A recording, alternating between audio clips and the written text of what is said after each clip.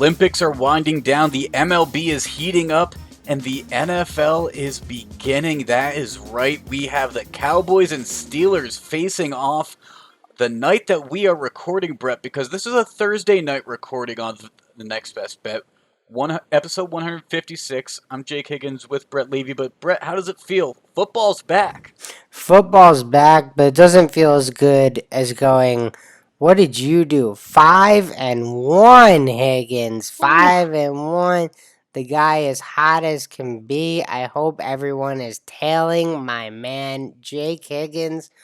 5-1 on the last episode is Lockett. He was just on fire. Yeah, and actually, I was 5-0 in my picks that I gave out last episode. The Olympics gold parlay that I had given out a few episodes ago, that finally busted because the USA women ended up losing. They're going to be playing in the bronze match coming up here shortly on the night that we are recording, I believe, Brett. But you did not have as much luck, but there's going to be an episode 155 bet that's going to be out there lingering for quite a while. Yeah, I'm hanging on for dear life throughout that little life preserver, Higgins. So we'll see how the Seahawks do this year. But yeah, it was not so good on the diamond. Unfortunately, that's all I'm betting again this episode, Higgins. So could be some more rough seas for your boy here. Well, I'm sure you'll pick it back up. Let's jump into Beginner's Boulevard now. We're going to talk about the odds-on favorite, and it's one side that is viewed as the favorite in a list of bets. So you look at something like a golf event or track and field in the Olympics, for example. You have the list of all the competitors, but sometimes you have a heavy favorite out the gate, especially in these track events. Like I'm looking at the women's 400-meter dash that's going to be coming up in the early morning as this episode's coming out, Brett. And a woman from the Bahamas, she's the favorite at minus 175 right now, and the rest of them, they're plus 300, plus 1,200. So it gets drastically higher and higher odds in something like track. So the odds-on favorite from Bahamas at minus 175 right now, pretty good example, I'd say. Yeah, no, I definitely say it's a strong example of what it means to be the odds on favorite. And it's just good to understand what you're looking at from a betting perspective. This person's the heavy favorite. What is the probability? Whether you have a math equation, a sim probability. I don't know how these people are betting these days, Higgins. All sorts of craziness, but if you don't think the probabilities align, maybe you can get some value when there's an odds-on favorite. So, lots of ways to understand and use this term. There really are. And speaking of Olympics as the example, let's jump into our Olympics bets now, Brett, because that's right. I'm going back to the wishing well. I hit on some Olympic bets last time, so I'm going to try again. The basketball's wrapping up. We have the gold medal game of France versus the USA. USA 12.5-point favorites. This game's happening on Friday night, 10:30 Eastern Time, 7:30 local time for me, Brett. So I'm going to wait a little bit closer to game time before I place this. So this is going to be a social media bet that I give out, so make sure to follow us there at NBB Pod on Twitter, at Next Best Bet on Instagram, and the Next Best Bet Facebook page and YouTube channel. But I'm not so sure if I'm going to be jumping on this USA spread yet, but they are 4-1 in the Olympics against the spread. All right. Yeah, I mean, that's good information to have, Higgins. I'm sure their one loss came against France in the opening game. So, something interesting to keep our eye on. USA's lost their last two games on the international stage against France. So, maybe France has our number. Maybe it's time for revenge, and we just happen to be getting it in the gold medal game, Higgins. But there is a game in the men's basketball bracket that you are on, the bronze medal game of all the games, Higgins. Go figure.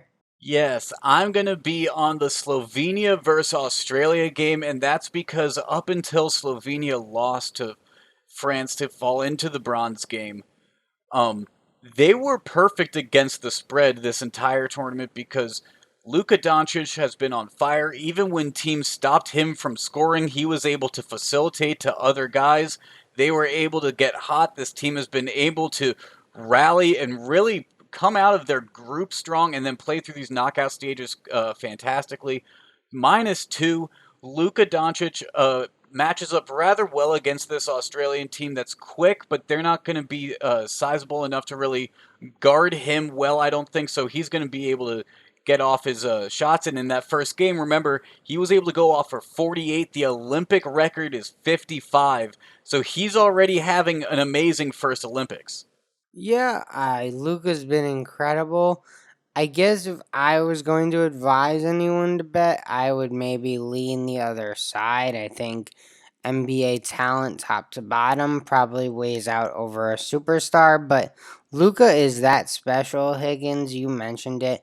Luca was actually going into that game against France, I believe.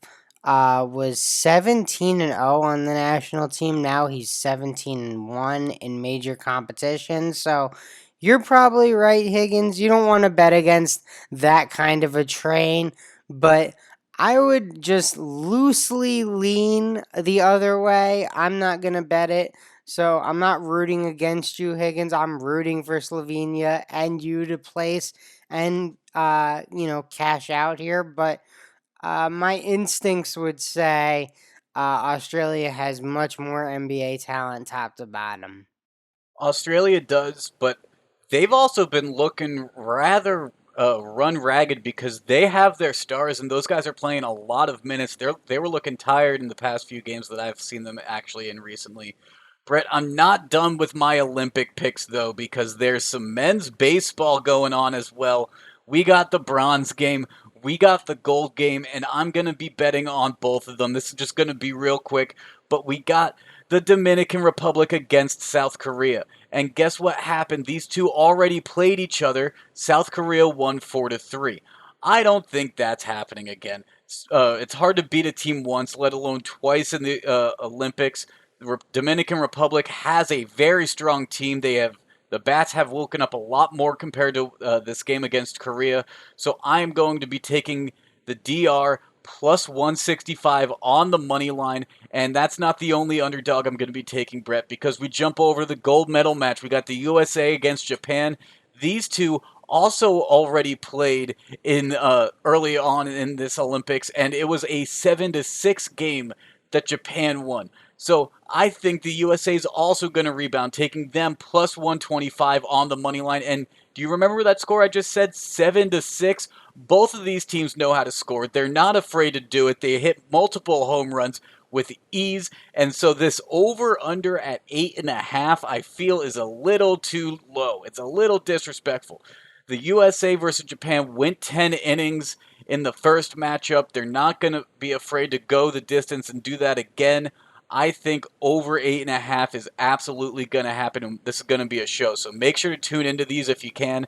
That one, that's going to be Saturday at 6 a.m. Eastern Time. So if you're going to wake up early and make sure you catch that game. I think that's going to be a good one.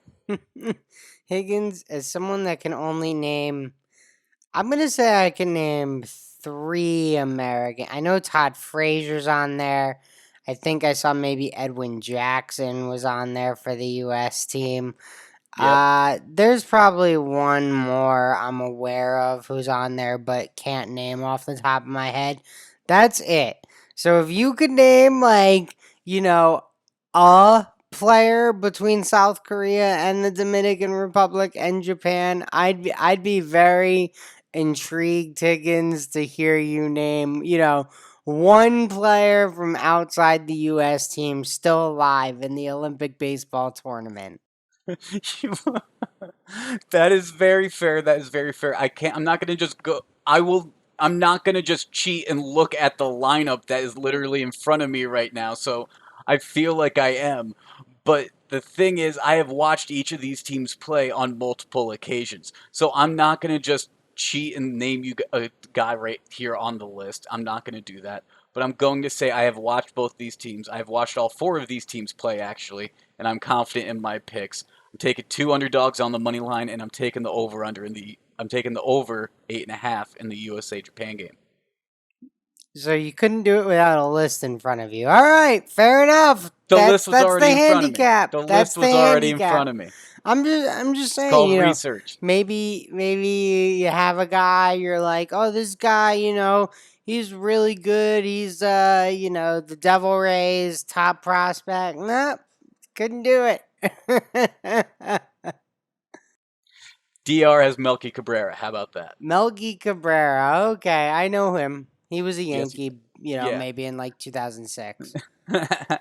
He's the DR's Todd Frazier. Fair enough. Let's jump into some money line magic though. Talk about something that or sorry, let's jump into our NBA, I'm sorry.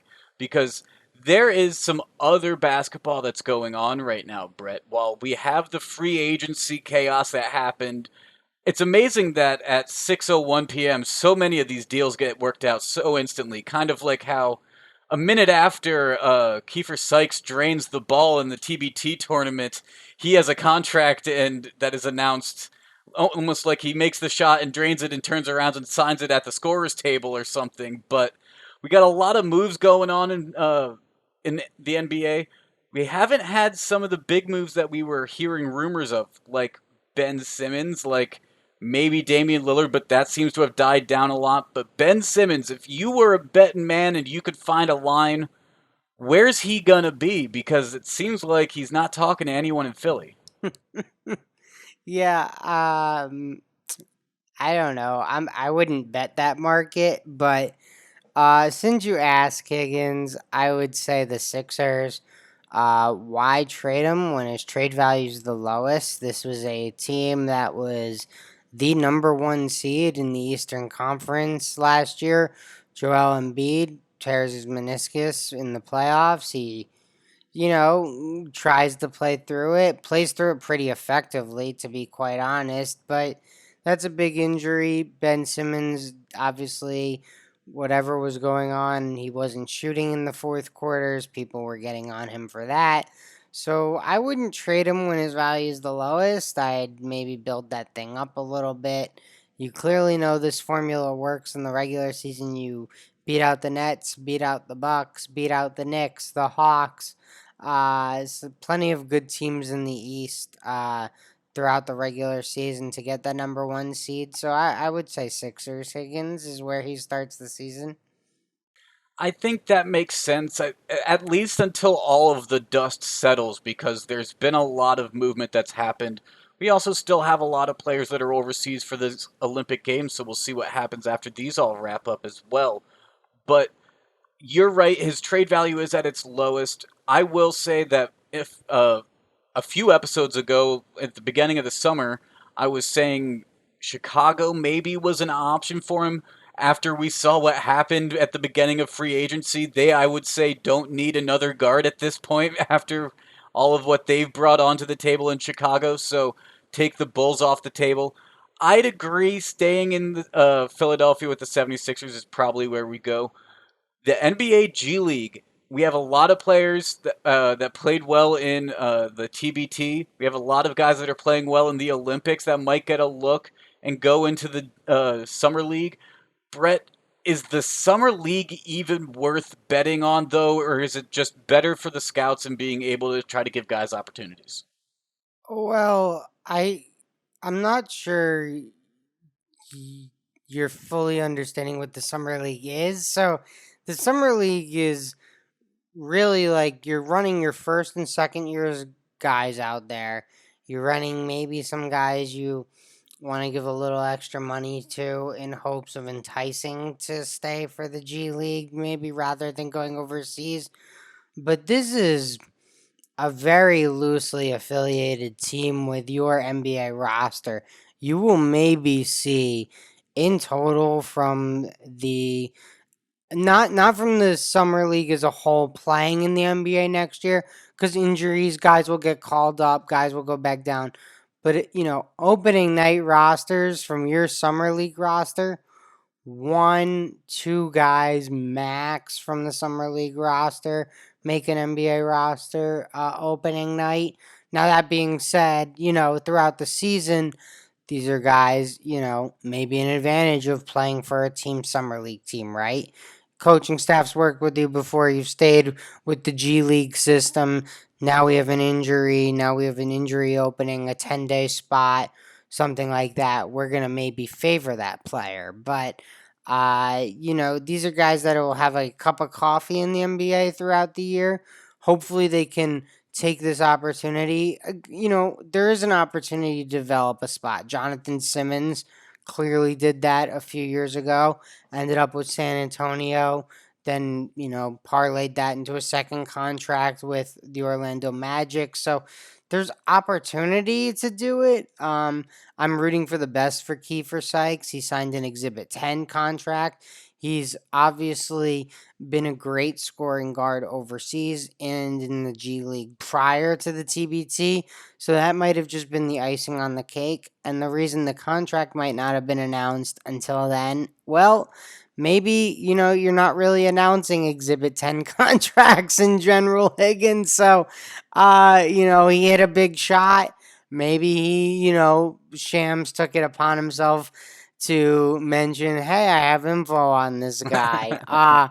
Versus, oh, Kiefer Sykes from, you know, playing in the Australian NBL signs an Exhibit 10 contract, which in most cases means he'll be waived at the end of training camp and go play with the G League team. Usually there's a little extra bonus money in there or something that a player would get, and it's in good faith that you'll go play for the G League team once cut.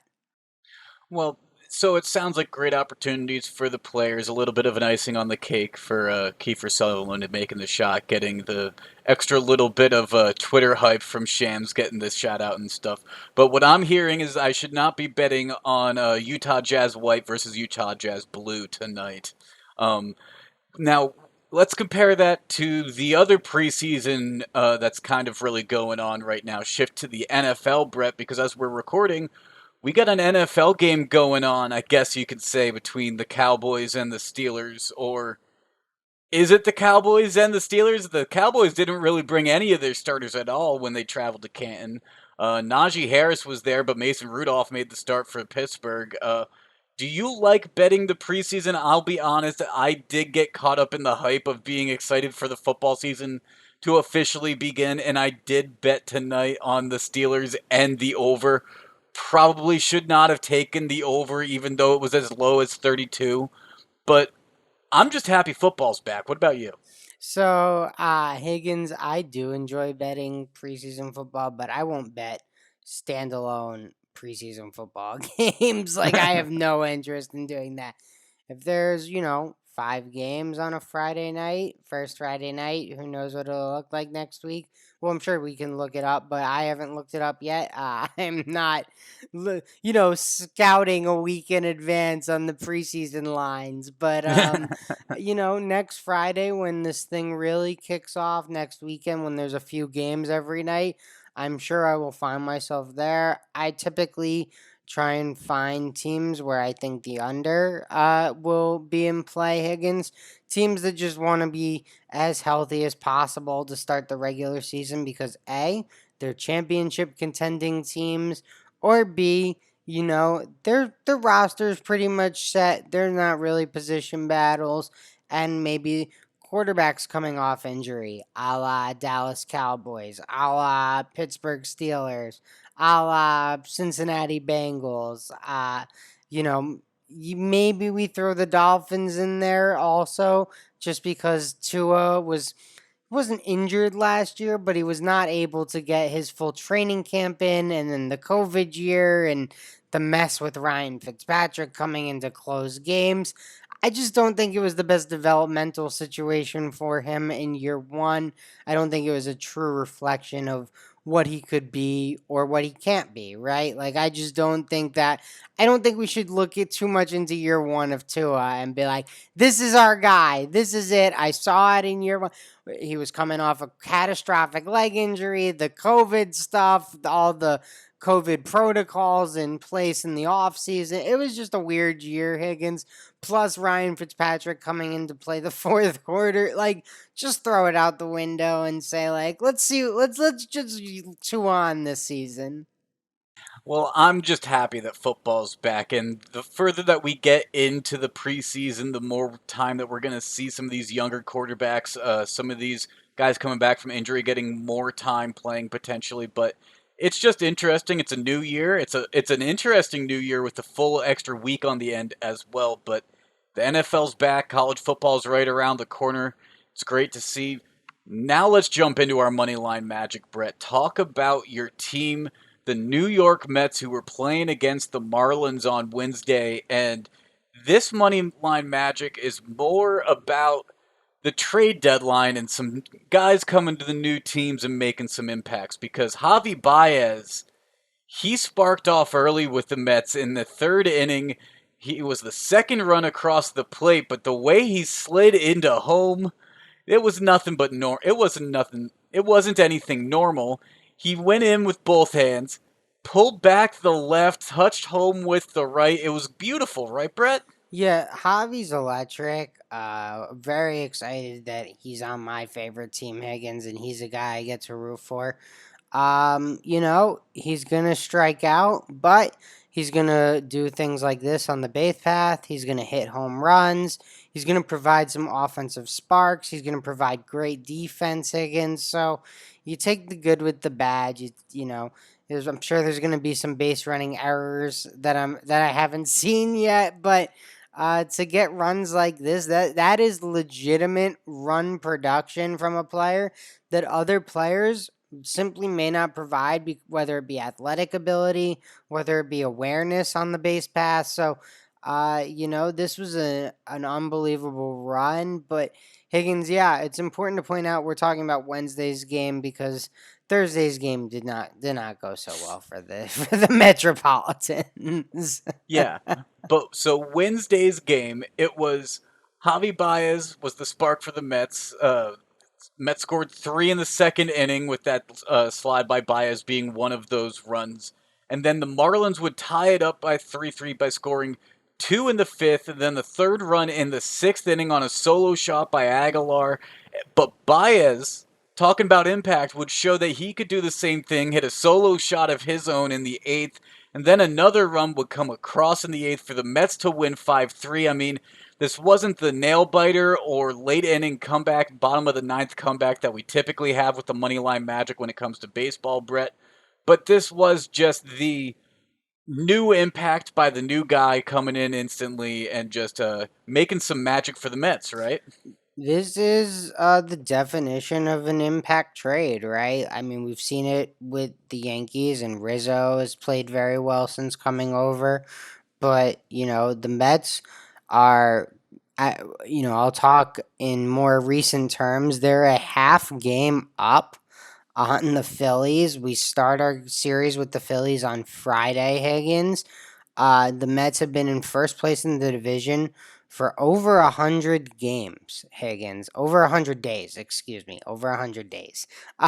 So, you know, this would be pretty catastrophic. They've got games coming up with the Dodgers after this, with the San Francisco Giants. So the Mets need to figure things out here. They need these games against the Phillies coming up.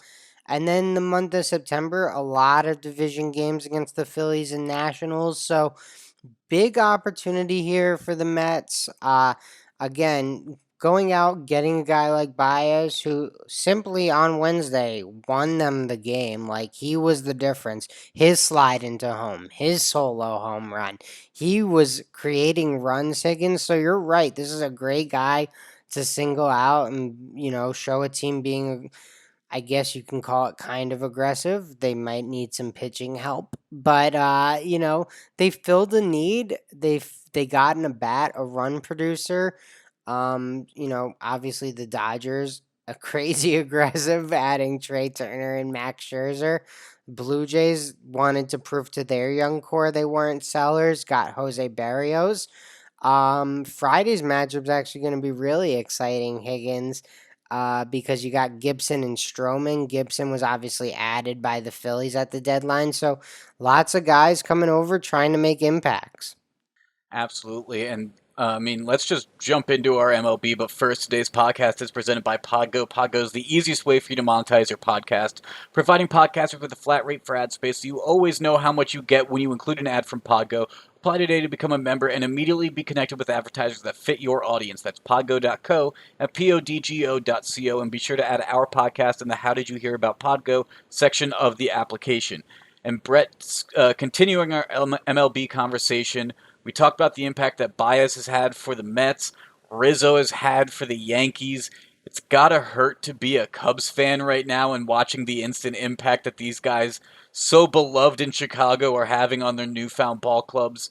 If only Chris Bryant hits a home run in San Francisco, it's going to be even worse. But we have a full slate of games on Friday. Honestly, it was better that we waited from our normal Wednesday night for the Friday slate because Thursday had some good games. Friday has a long list of games. Brett, you and I, we sifted through a lot of the unknown, though, as of this Thursday night hour, and we picked out four good ones. Yeah, we have some good games, Higgins. I'm going to start off in your neck. Well, the game's being played in my neck of the woods, but one of the teams is from your neck of the woods. The Seattle Mariners taking on the New York Yankees.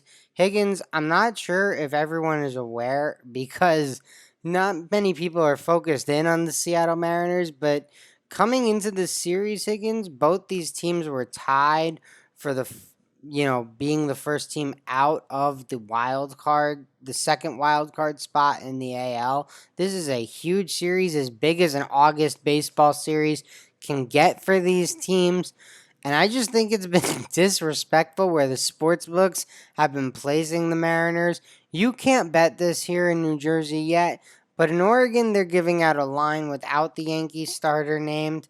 It looks like Marco Gonzalez will go for the Mariners. He's been okay for Seattle. That's kind of been his mantra throughout his MLB career. He's okay.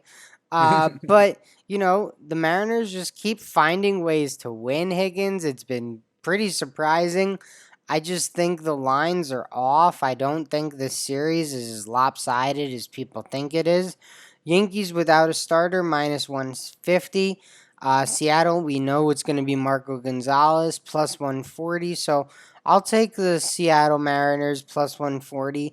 I'm guessing it's going to be a bullpen day for the Yankees no matter what. Yeah, the only thing that really held me off on that game, Brett, was the fact that there isn't a probable pitcher listed for the Yankees yet. And once I know who that is going to be on the mound for the Yankees, even though I agree it's probably just going to be a bullpen day anyway, so it doesn't really matter whose name shows up on that mound to start off.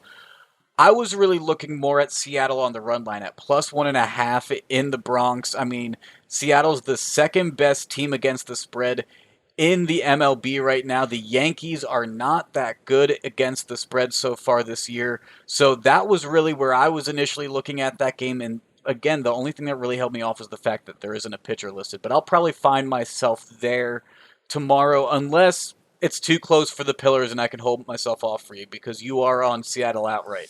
Well, you know what the truth is, Higgins? Like, this is one of those lines like, look, Seattle's the underdog. I'm backing a pitcher that's probably right around league average, maybe just a smidge better than league average, right?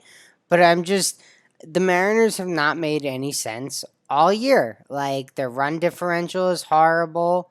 If you look at the division in play in, the Angels probably have more top tier talent. The Athletics, grind away wins, but the Astros, pretty good team, probably the favorites to come out of the AL at this point and face.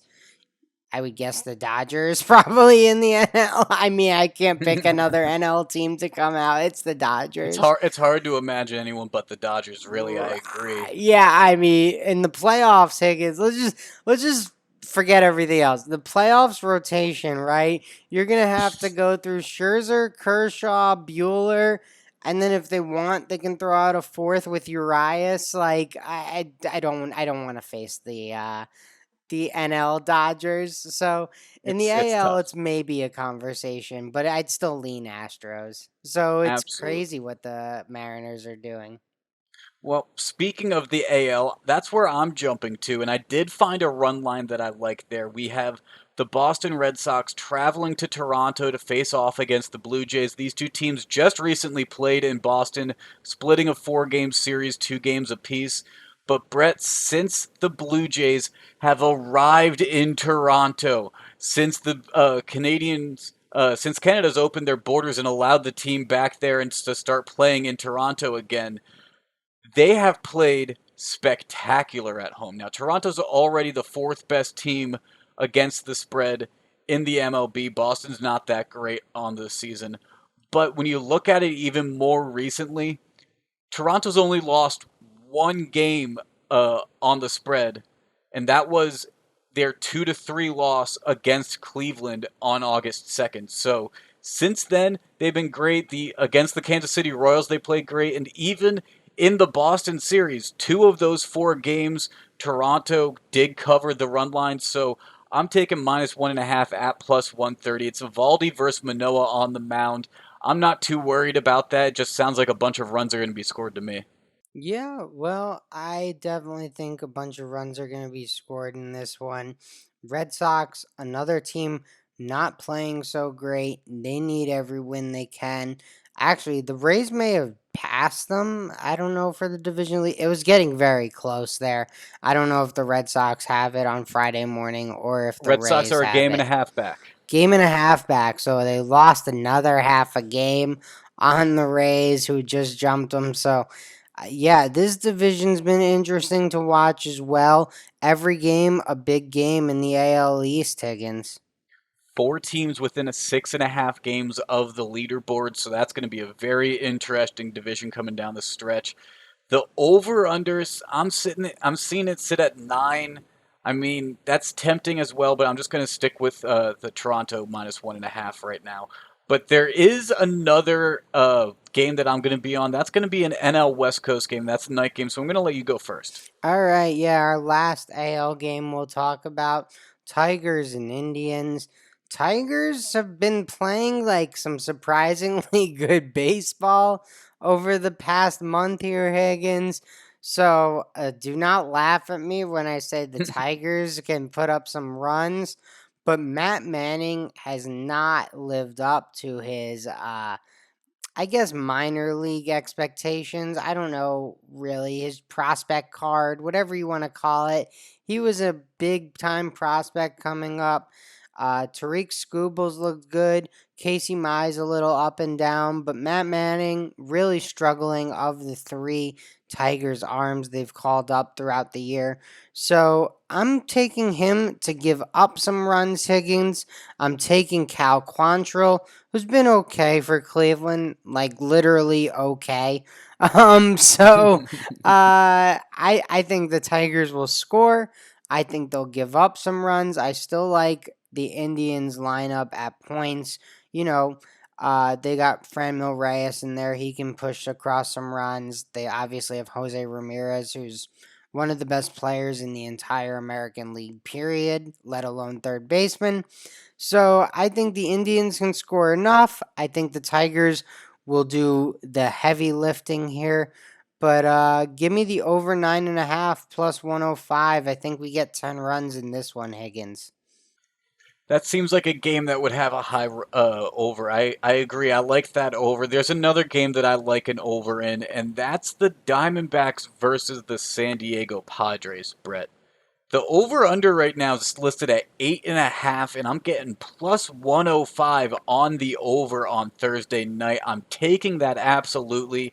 It doesn't make a ton of sense to me when you consider that San Diego's the sixth best team in the MLB at hitting overs at 60, 49, and 1, and Arizona's the second best team at hitting overs at 59, 49, and 2.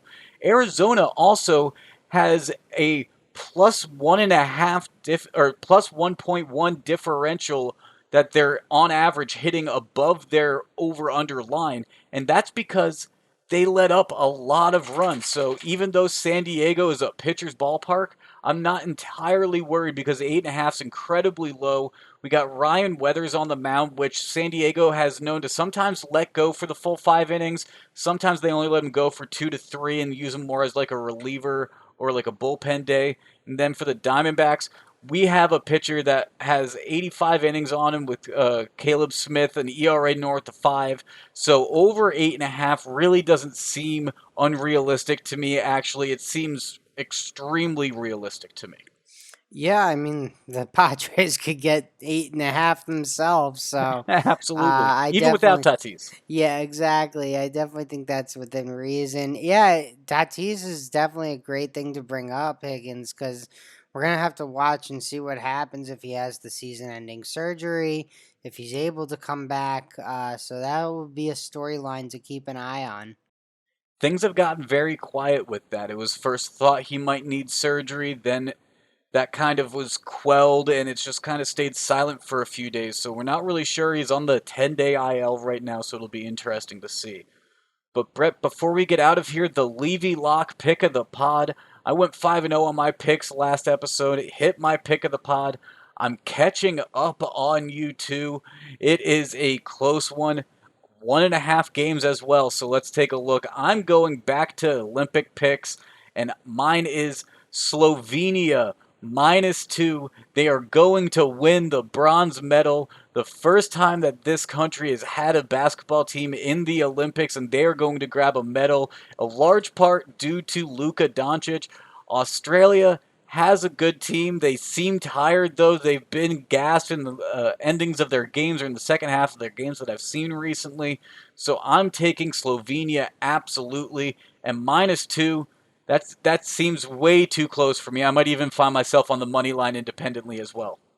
All right, Higgins. I'm glad you got them as Slovenia and not as Slovakia because I'd be much more concerned about Slovakia minus Yeah, two in that if you one. find Slovakia at the sports book, check what sports book you're using. Just to take our listeners behind the curtain here, Higgins called them Slovakia in the rundown. Just got in there right before he was about to announce it. Changed the name for him really quick, so he wasn't betting on Slovakia to It to was a get the typo. It was a bronze. typo. Thank you very much. I appreciate it. All right. Well, I need to get back on my winning ways, and hopefully Matt Manning and Cal Contrell can give up some runs for me, Higgins, because I'm going over 9.5 between the Detroit Tigers and the Cleveland Indians. I don't love this bet. This feels like two teams that you want this game to be over as quick as possible. Like, really, just honestly rooting for a solo home run shot, and then both managers look at each other and they're like, well, all right, I guess you won. We'll see you tomorrow. Like, but over 9.5, the way these two pitchers have pitched, the way Detroit swung the bats over the past month, I like this over. There you go. Cleveland over, or not just Cleveland, but over 9.5 in the Detroit Cleveland game, and Slovenia -2 in the bronze medal game of the men's basketball Olympic match. Make sure to follow us on social media at NBB Pod on Twitter, at Next Best Bet on Instagram, and the Next Best Bet Facebook page and YouTube channel. This has been episode 156 of the Next Best Bet. For Brett, I'm Jake. We'll talk to you again after the weekend.